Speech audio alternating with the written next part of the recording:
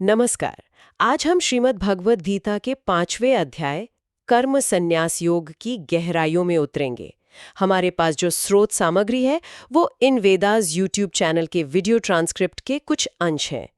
इस अध्याय के केंद्र में है अर्जुन का एक बड़ा सवाल, एक ऐसी दुविधा जो शायद हम सबको कभी न कभी महसूस होती है। कर्मों को पूरी तरह छोड़ देना बेहतर है, यानी संन्यास लेना, या फिर क्या कहते हैं, बिना किसी मोह माया, बिना फल की चिंता किए कर्म करते रहना। हमारा आज का मकसद है इन अंशों से ये समझना कि भगवान कृष्ण क्या सलाह देते हैं और सबसे जरूरी क्यों देते हैं। तो चलिए इस गुत्थी को जरा सुलझाते हैं। बिल्कुल।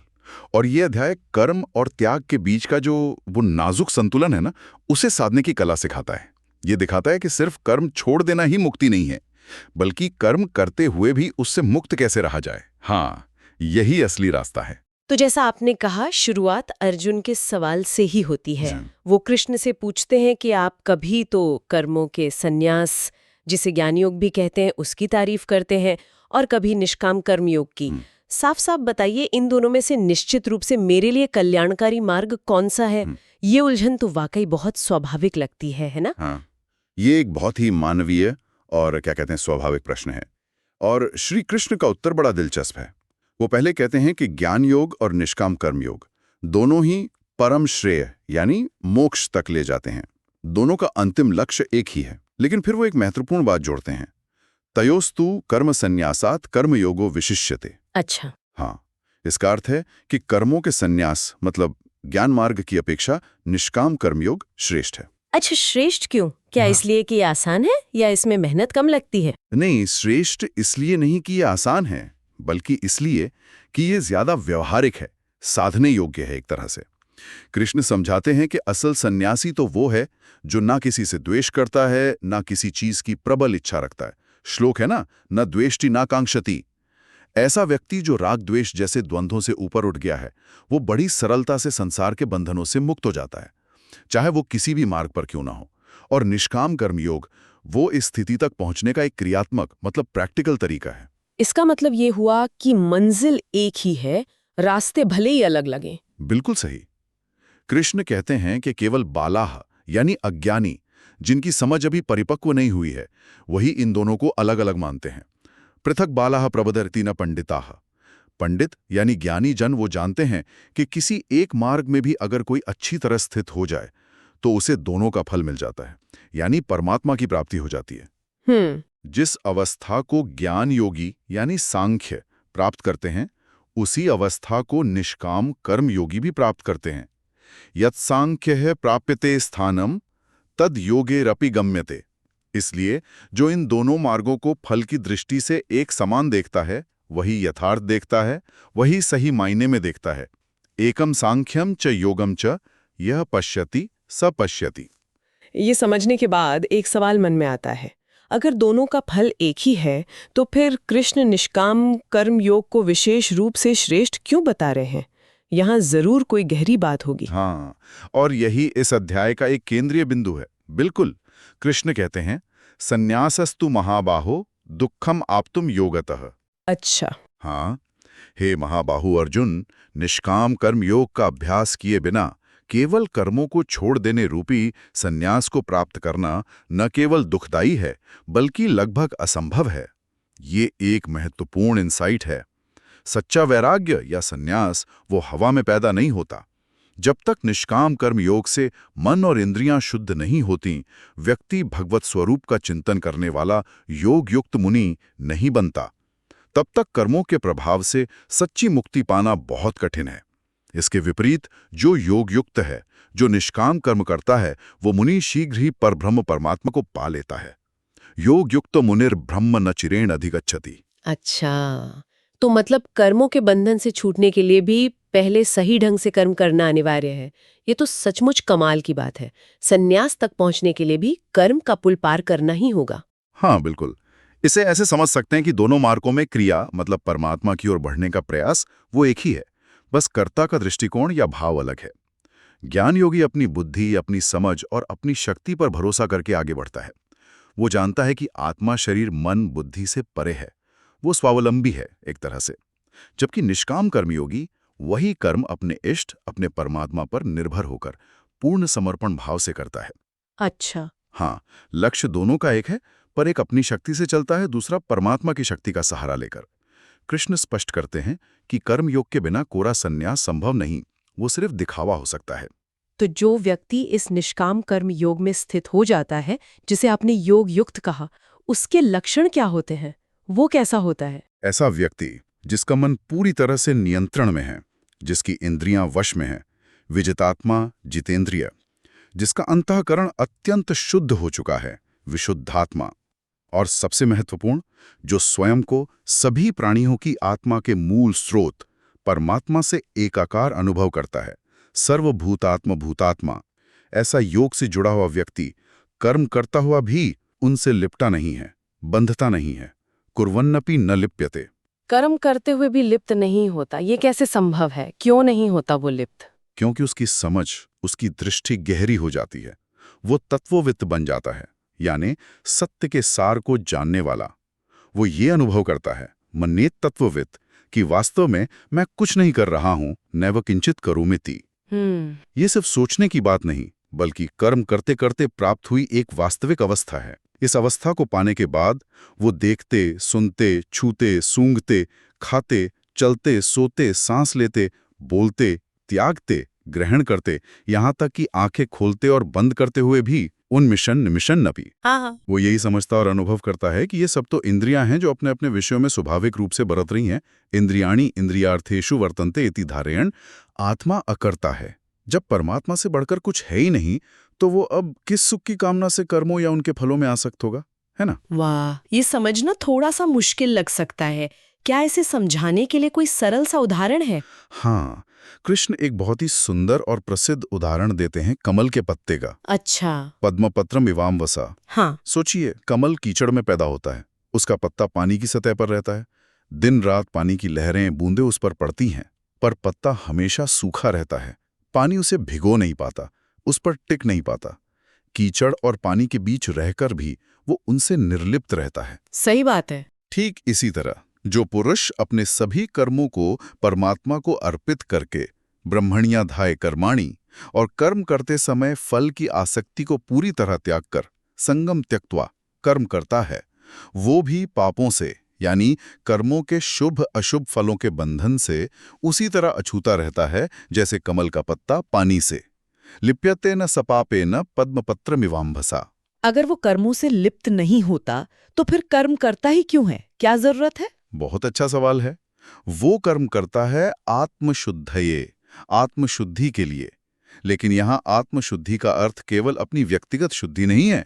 जैसा हमने पहले देखा, वो सर्वभूतात्म भूतात्मा हो चुका है। हाँ, यानी सब में खुद को देखने वाला। बिल्कुल, यानी वो सभी प्राणियों में अपनी ही आत्मा का विस्तार देखता है। इसलिए वो उन सभी आत्माओं की शुद्धि के लिए, समाज के कल्याण के लिए, जो लोग अभी मार्ग पर पीछे हैं, उनके मार्गदर्शन के लिए कर्म करता है। अच्छा। वो शरीर, मन, बुद्धि और केवल इंद्रियों से, कायेन मनसा बुद्ध्या केवलरिंद्रियैरपि, कर्म करता हुआ दिखता है, पर भीतर से आसक्ति से रहित होता है। संगम त्यक्त्वा, बाहर से सक्रिय होते हुए भी उसके अंतस में, मतलब अंदर, असीम शांति और अकर्तापन का भाव रहता है। इस अवस्था का, इस तरह से कर्म करने का अंतिम परिणाम क्या होता है? उसे मिलता क्या है? ऐसा योग युक्त पुरुष जो कर्मयोग के परिणाम यानी समत्व भाव को प्राप्त कर चुका है, वो कर्मों के फल का पूरी तरह से त्याग करके नैष्ठि की शांति को प्राप्त होता है। कर्मफलम त्यक्त्वा नैष्ठिकीम शांतिम। नेष्ठि की शांति। हाँ, ये शांति की परम अवस्था है। ऐसी शांति जिसके परे और कोई शांति नहीं, जिसके बाद वो फिर कभी अशांत नहीं होता। लेकिन इसके विपरीत जो अयुक्त है, यानी जो अभी योग के इस परिणाम से युक्त नहीं हुआ, जो अभी साधक है, रास्ते में है, हाँ। वो फल में आसक्त होने के कारण फलेसक्तो, कामनाओं के जाल में बंध जाता है। अच्छा। कामकारेण निबध्यते। यहाँ फल का अर्थ सांसारिक फल है। परमात्मा रूपी फल में आसक्ति तो आवश्यक है, पर जब तक वो मिलता नहीं, सांसारिक कामनाएं साधक को बांध सकती हैं। इसीलिए लक्ष्य प्राप्ति तक बहुत सावधान रहने की जरूरत है। एक बात और, अक्सर लोग कहते सुनाई देते हैं कि करने कराने वाला तो ईश्वर है, हम तो बस कठपुतली हैं। क्या कृष्ण इस बात से सहमत हैं? इस पर उनका क्या कहना है? यह एक बहुत ही महत्वपूर्ण बिंदु है जिसे कृष्ण पूरी स्पष्टता से रखते हैं। वो कहते हैं, न कर्तृत्वम न कर्माणि लोकस्य सृजति प्रभुः। अच्छा, हाँ, यानी प्रभु या ईश्वर न तो लोगों का कर्तापन रचते हैं, न कर्मों को बनाते हैं, और न ही कर्मों और उनके फलों का संयोग स्थापित करते हैं। न कर्म फल संयोगम। तो फिर ये सब कैसे होता है? कृष्ण कहते हैं, स्वभावस्तु प्रवर्तते। ये सब स्वभाव यानी प्रकृति, जो गुण हैं, न सत्व रज तम, उनके नियमों के अनुसार ही घटित होता है। जिसकी जैसी प्रकृति है वो उसी के अनुसार कर्म करता है और फल पाता है। तो फिर ये धारणा कहाँ से आई कि सब भगवान ही कराते हैं? लोग ऐसा क्यों मानते हैं? कृष्ण इसका कारण भी बताते हैं। अज्ञानेनावृतम ज्ञानम तेनो मुह्यन्ति जन्तवः। अच्छा, अज्ञान से ढका है ज्ञान। हाँ, क्योंकि उनका वास्तविक ज्ञान अज्ञान से ढका हुआ है। उन्हें अभी आत्म साक्षात्कार नहीं हुआ है। वो अभी जंतु यानी जन्म मरण के चक्कर में फंसे प्राणी हैं। इसीलिए वो मोहवश ऐसी बातें कहते हैं। प्रभु, जिन्हें यहाँ विभु कहा गया है, सर्वव्यापक सर्वसमर्थ, वो ना तो किसी के पाप कर्मों को लेते हैं और ना ही किसी के पुण्य कर्मों को। ना दत्ते कस्यचित पापम न चैव सुकृतम विभुः। सब अपने अपने कर्मों के लिए स्वयं जिम्मेदार हैं एक तरह से। और जब ये अज्ञान का पर्दा हटता है तब क्या होता है? तब ज्ञान का प्रकाश फैलता है। ज्ञानेन तु तद अज्ञानम येषाम नाशितम आत्मनः तेषाम आदित्यवज ज्ञानम प्रकाशयति तत्परम। वाह! यानी जिनके अंतःकरण का वो अज्ञान जिसने सत्य के ज्ञान को ढक रखा था, वो आत्मज्ञान या आत्म साक्षात्कार द्वारा नष्ट हो जाता है। उनका वो ज्ञान सूर्य की तरह आदित्यवत उस परम तत्व परमात्मा को प्रकाशित कर देता है। मतलब उन्हें परमात्मा का स्पष्ट अनुभव करा देता है। फिर उनके जीवन में कहीं कोई अंधकार, कोई भ्रम नहीं रह जाता। इस ज्ञान को प्राप्त व्यक्ति की पहचान क्या है? आपने पहले पंडित शब्द का इस्तेमाल किया था। यहाँ कृष्ण कुछ और गहरी बात कहते हैं। हाँ, ये इस अध्याय के सबसे गहरे और प्रसिद्ध श्लोकों में से एक है, जो ज्ञानी के लक्षण और ज्ञान के स्वरूप को दर्शाता है। पहले कहा गया कि जिनका मन और बुद्धि परमात्मा में ही स्थिर हो गए हैं, तद्बुद्धयस्तवात्मना, जो परमात्मा में ही निष्ठा रखते हैं, तन्निष्ठा, और जिनका एकमात्र लक्ष्य परमात्मा ही है, तत्परायणाः। ऐसे ज्ञान द्वारा जिनके सारे पाप धुल गए हैं, वे पुनर्जन्म रहित परम गति को प्राप्त होते हैं। गच्छन्ति पुनरावृत्तिम ज्ञान निर्धूत कल्मषाः।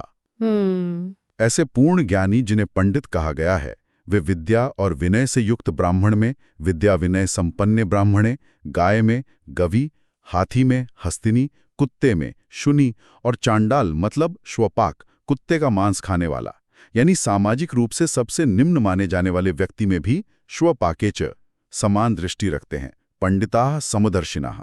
समान दृष्टि, इसका मतलब है कि उनकी नजर में एक ज्ञानी ब्राह्मण और एक चांडाल में कोई फर्क नहीं, न कोई श्रेष्ठ न कोई निम्न।